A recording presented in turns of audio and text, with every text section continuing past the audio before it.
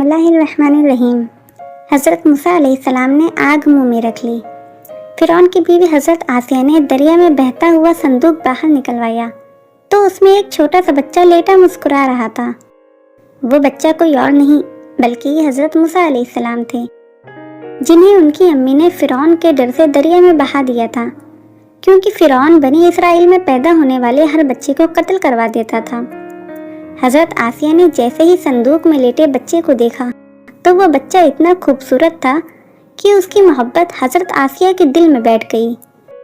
और फिर उन्होंने फिरौन से कहा कि ऐ फिरौन, तुमने लाखों बच्चों को कत्ल कर दिया, लेकिन ये बच्चा तुम मेरे खातिर छोड़ दो, इसे कत्ल ना करो।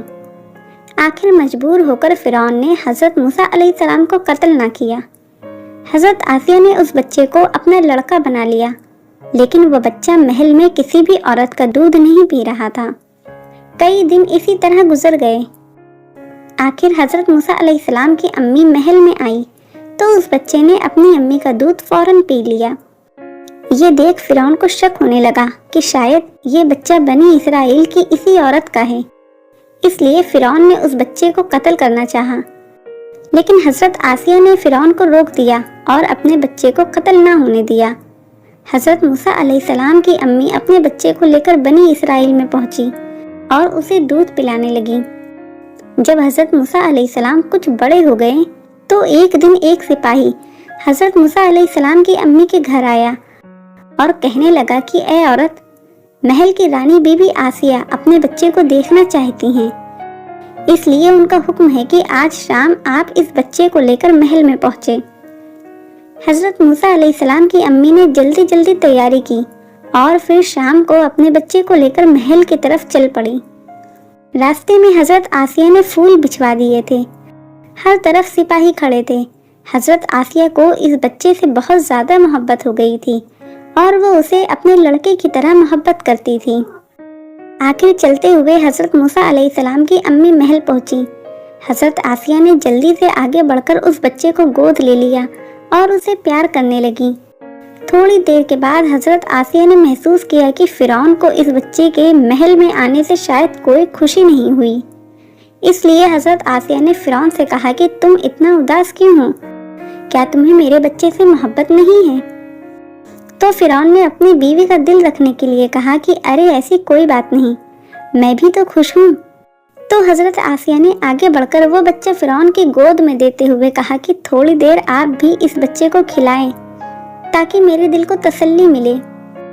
फिरौन ने जैसे ही हज़रत मूसा अलैहिस्सलाम को गोद में लिया तो अचानक हज़रत मूसा अलैहिस्सलाम जो अभी बच्चे थे तो उन्होंने फिरौन की दाढ़ी पकड़ी और फिर उसके गाल पर तमाचा मार दिया। ये देख फिरौन भड़क उठा और गुस्से में कहने लगा कि मुझे पूरा यकीन है कि ये वही बच्चा है जो आगे चलकर मेरी हुकूमत मेरे हाथों से छीन कर मुझे कत्ल कर देगा। करीब था कि फिरौन हज़रत मूसा अलैहिस्सलाम को उसी वक्त कत्ल करा देता, लेकिन उनकी बीवी आसिया ने आगे बढ़कर फिरौन के हाथ से अपना बच्चा ले लिया और कहने लगी, आप ये कैसी बेवकूफ़ी वाली बातें कर रहे हैं? ये तो बच्चा है, इसे क्या तमीज़ है? अगर इसने आपके गालों पर हाथ मारा भी है तो वो अनजाने में किया होगा, इसे अच्छे बुरे का क्या पता। फिरौन कहने लगा कि ये बच्चा वही है कि जिसके बारे में जादूगरों ने मुझे बताया था कि बनी इसराइल में एक बच्चा मेरी हुकूमत मेरे हाथों से छीन कर मुझे कत्ल कर देगा। हज़रत आसिया ने कहा कि आप मेरे बच्चे के बारे में ऐसी बातें ना कहें, मेरा बच्चा बहुत प्यारा है।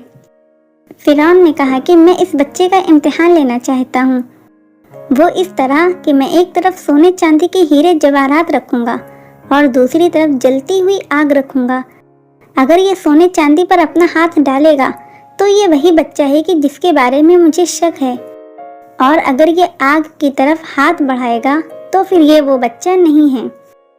इतना कहकर फिरौन ने हुक्म दिया तो उसी वक्त दरबार में सबके सामने एक प्लेट में आग रखी गई और दूसरी प्लेट में सोने चांदी के हार रखे गए। और फिर फिरौन के हुक्म पर हज़रत आसिया की गोद से एक दाई ने जाकर हज़रत मूसा अलैहिस्सलाम को लिया और लाकर उन दोनों प्लेटों के पास बिठा दिया।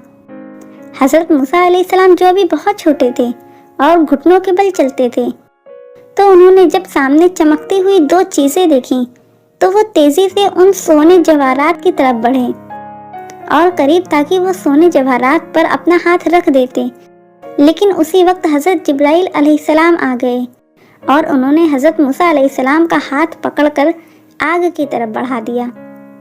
حضرت موسیٰ علیہ السلام نے اس جلتی آگ میں سے ایک انگارہ اپنے ہاتھ میں لیا اور اسے اپنے منہ میں رکھ لیا، جس کی وجہ سے ان کی زبان جل گئی، اور پھر ساری زندگی حضرت موسیٰ علیہ السلام کی زبان بات کرتے وقت پھنستی تھی۔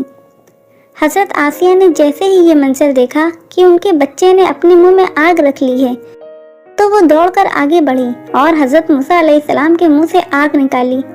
حضرت آسیہ نے اپنے بچے کو گلے لگاتے ہوئے کہا کہ اے فرعون، اب تو تمہیں یقین ہو گیا ہوگا کہ یہ وہ بچہ نہیں ہے، بلکہ یہ تو ابھی نادان ہے، اسے کیا پتا کہ کیا اچھا ہے کیا برا۔ اور پھر حضرت آسیہ نے غصے میں حضرت موسیٰ علیہ السلام کو گود لیا اور محل کے اندر چلی گئیں۔ حضرت موسیٰ علیہ السلام کی امی 2-3 دن محل میں رہیں اور اپنے بچے کی دیکھ بھال کرتی رہیں۔ آخر 3 دنوں کے بعد حضرت آسیہ نے اپنے بچے حضرت موسیٰ علیہ السلام کو نم آنکھوں کے ساتھ محل سے رخصت کیا۔ حضرت آسیہ نے موسیٰ علیہ السلام کی امی کو جاتے وقت بہت سے تحفے اور پیسے دیے اور کہا میرے بچے کا پورا خیال رکھنا۔